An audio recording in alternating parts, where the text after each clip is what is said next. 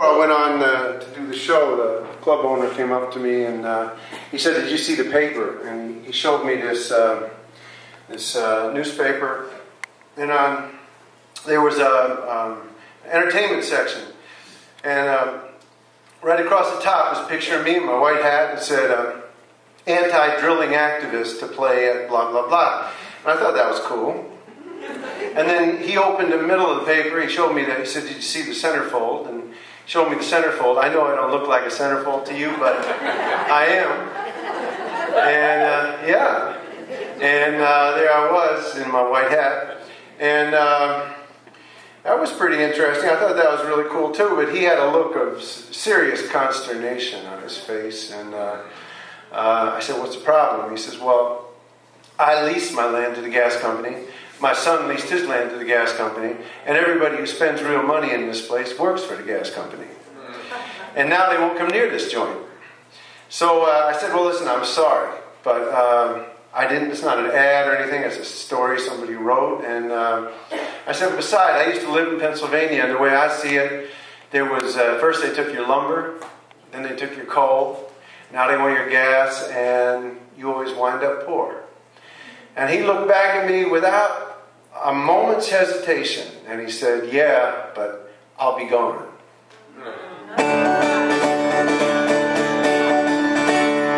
I was traveling around the country singing my anti-fracking song, and a club in Pennsylvania was about to go on.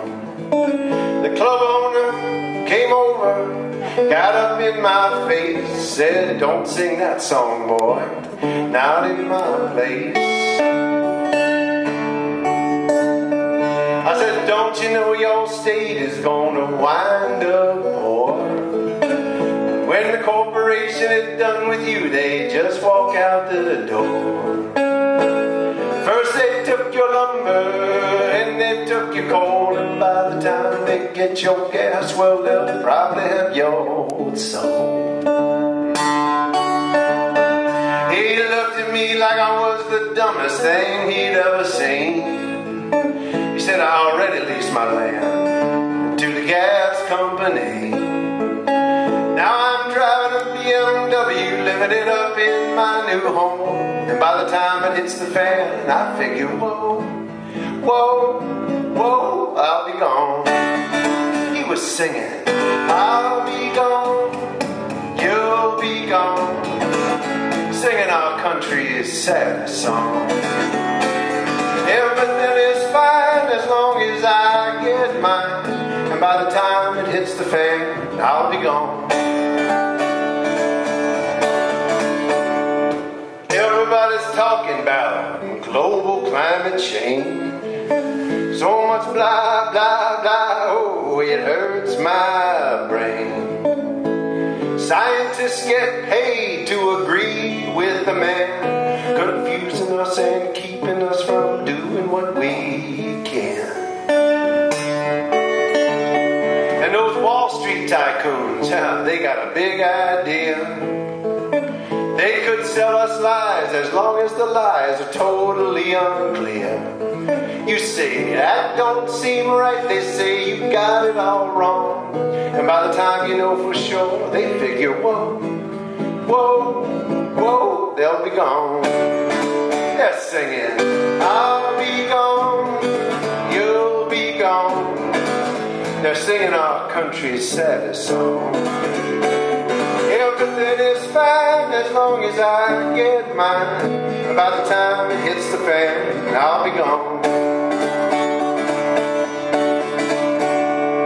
Our governor, Mr. Cuomo, could stop fracking in our state.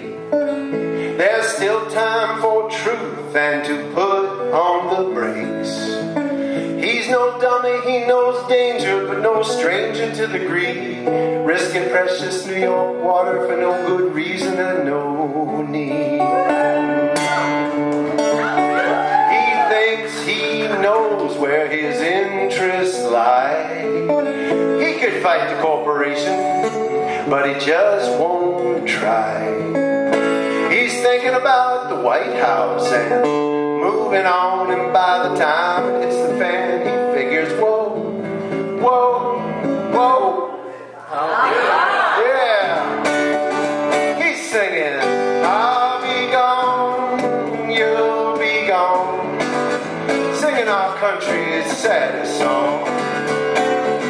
everything is fine as long as I get mine. By the time it hits the fan, I'll be gone. By the time it hits a sad song, time hits on and on. Time it hits the fan. Whoa, whoa, whoa, just get out of here now. We got work to do. The way I see it, we could do it better without you.